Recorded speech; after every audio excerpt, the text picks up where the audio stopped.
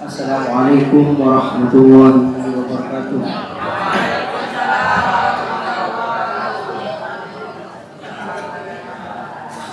Innal hamdalillah nahmaduhu wa nasta'inuhu wa nastaghfiruh wa na'udzu billahi min shururi anfusina wa min sayyiati a'malina. Man yahdihillahu fala mudilla lahu wa man yudlil fala hadiya lahu.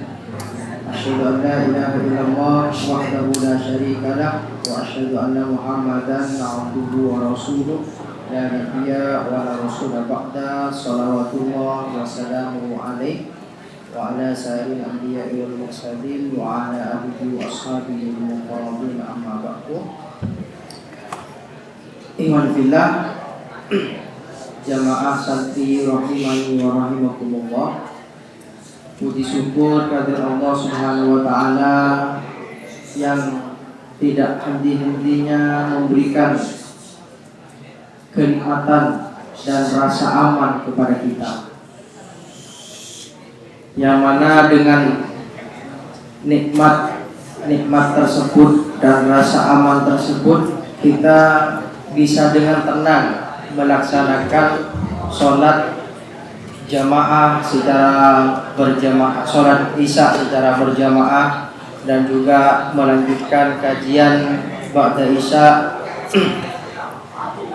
Tidak bisa dibayangkan kalau sekiranya kita berada di Palestina.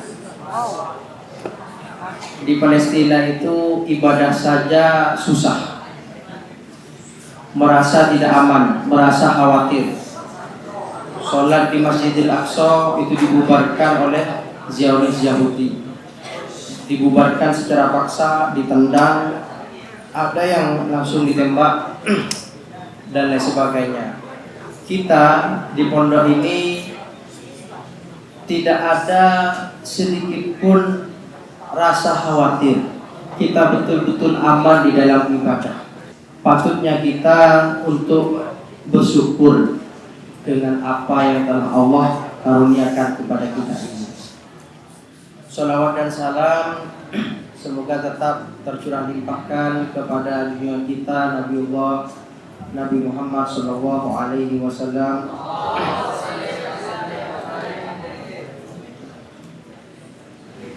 yang mana beliau telah membimbing kita umat Islam, membimbing dari segi moral akhlak. Karena ini menjadi tonggak di antara salah satu tonggak utama di dalam Islam adalah akhlak. Rasulullah menyampaikan innama bu'istu liyutammima makarimal akhlak. Mungkin kita sudah hafal hadis ini, bahkan hafal sama artinya, tetapi itu menjadi tidak berguna ketika akhlak kita masih biasa-biasa saja. Di antara contoh bentuk kita berakhlak, ketika ada ustadz yang ceramah di depan, pasti akan mendengarkan. Ini bentuk akhlak yang baik. Adapun sebaliknya, ketika ada ustadz nanti ceramah di depan, atau siapapun santri yang ngisi di depan, di atas mimbar, itu kalian masih ngobrol dengan kanan kirinya, maka itu masuk akhlak yang tidak baik. Sehingga wajar ketika Rasulullah di zaman itu, Rasulullah diutus itu adalah menyempurnakan akhlak.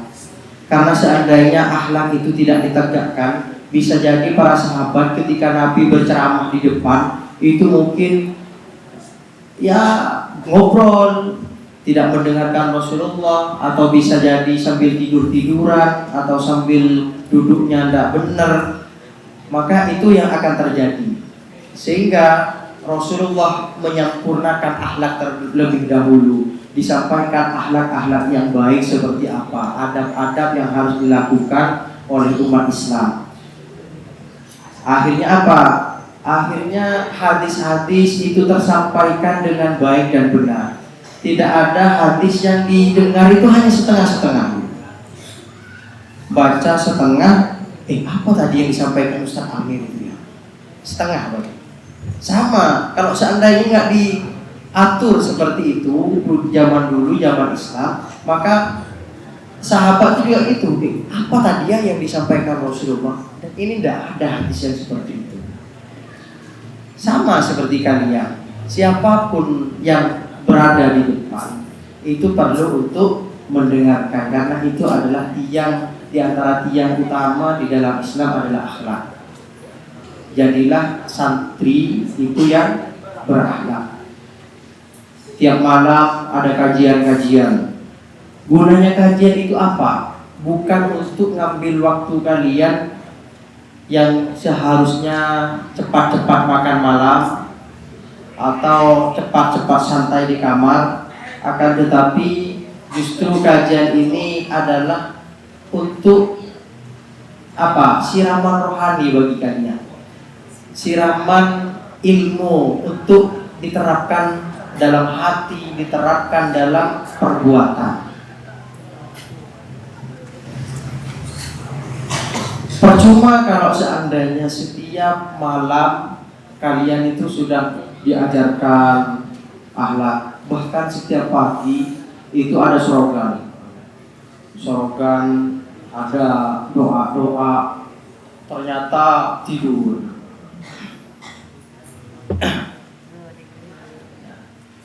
Tidur di pojok, di samping sana, harus disemprot. Itu jangan sampai.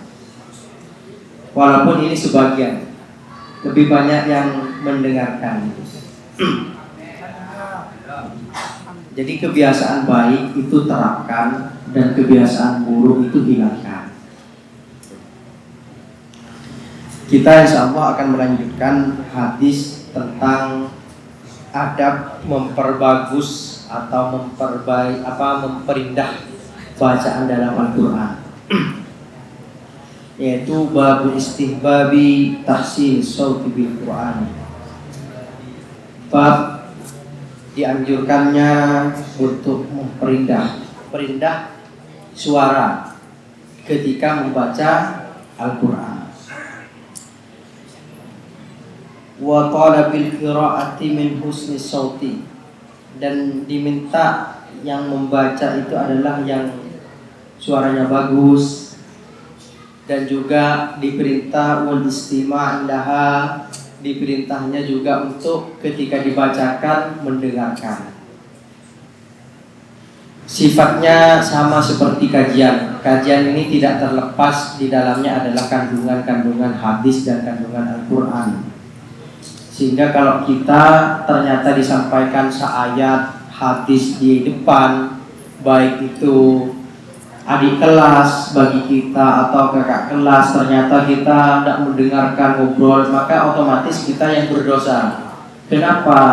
Karena kita diperintahkan ketika dibacakan Al-Quran, maka hendaklah fastami'u lahu wa ansitu.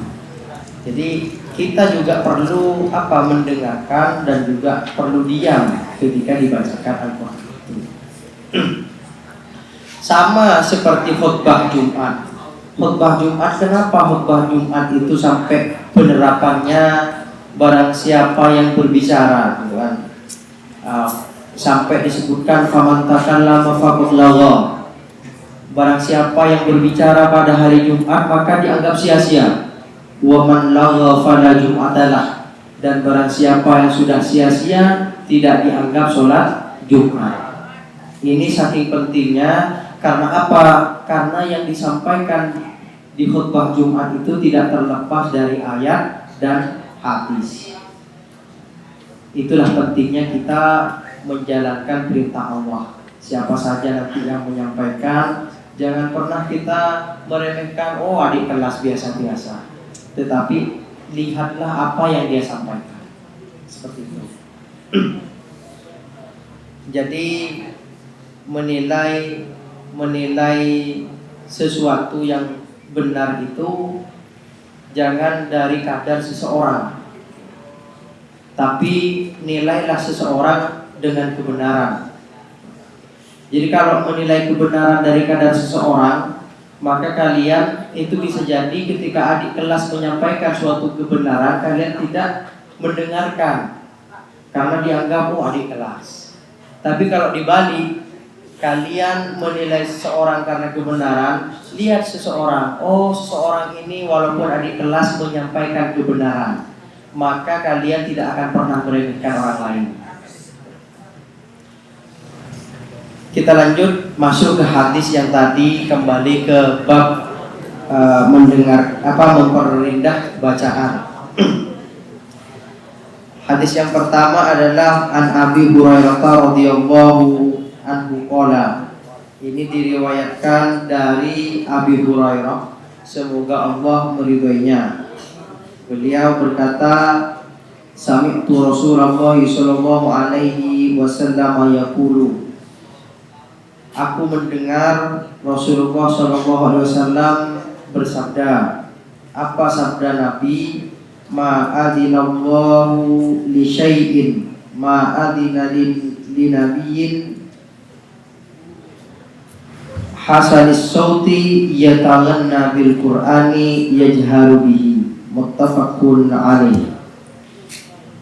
Adalah ma'adinallahu li syai'in, Allah tidak mengizinkan, tidak pernah mengizinkan sesuatu, ma'adina li nabiyyin, apa-apa yang diizinkan kepada Nabi, yang tidak lain adalah hasanis sauti, yaitu memperindah Nabi itu kepada Nabi yang memperindah bacaannya.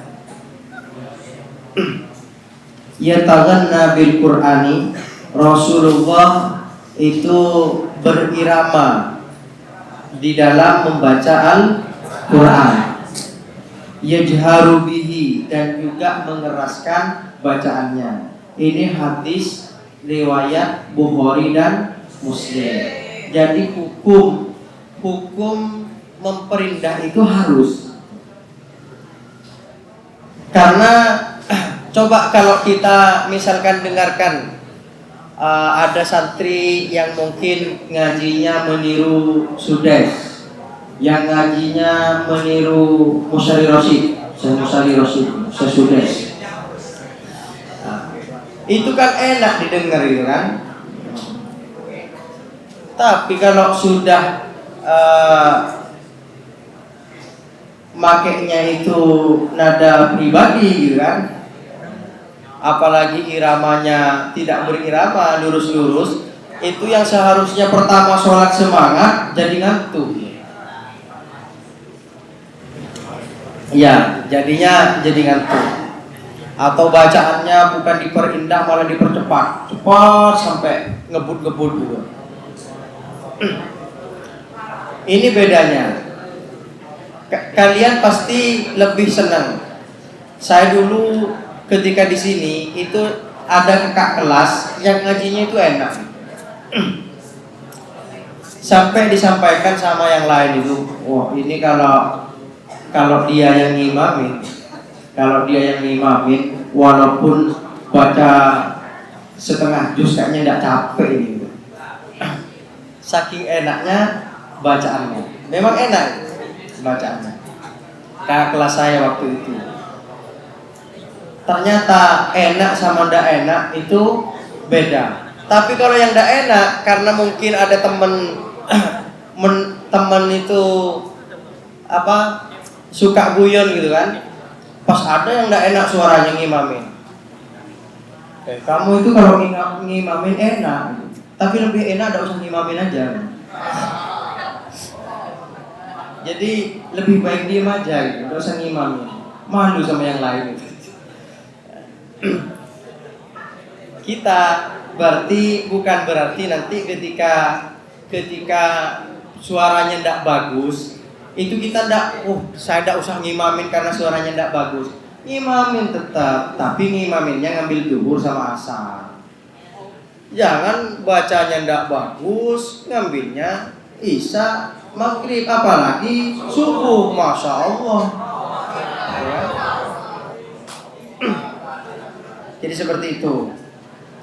Bahkan Kalau Imam An-Nawawi menyampaikan makna adzinallah itu Allah mengizinkan tadi disebutkan adalah istama'a.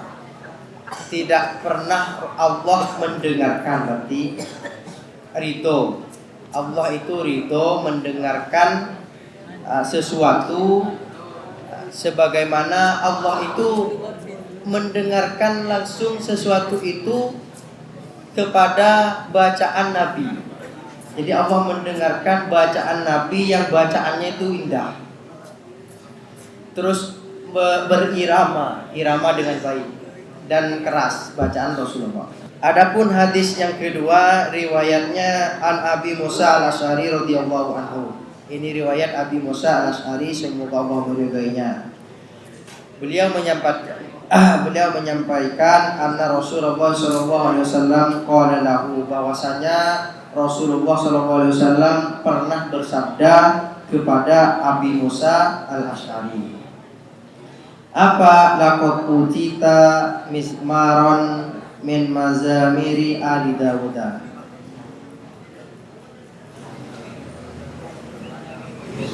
Jadi sungguh telah diberikan kepada kamu itu mismaron. Mismaron itu aslinya seruling, artinya min mazamiri ali Dawud, dari seruling-seruling keluarga Daud. Ini hadis muttafaqun alaih. Maksud dari murad mizmar itu adalah as-sautul husna. Jadi suara yang indah. Berarti keluarga Nabi Daud ini suaranya bagus-bagus, bacaannya bagus-bagus, seindah ketika mendengarkan seruling. Berarti indah.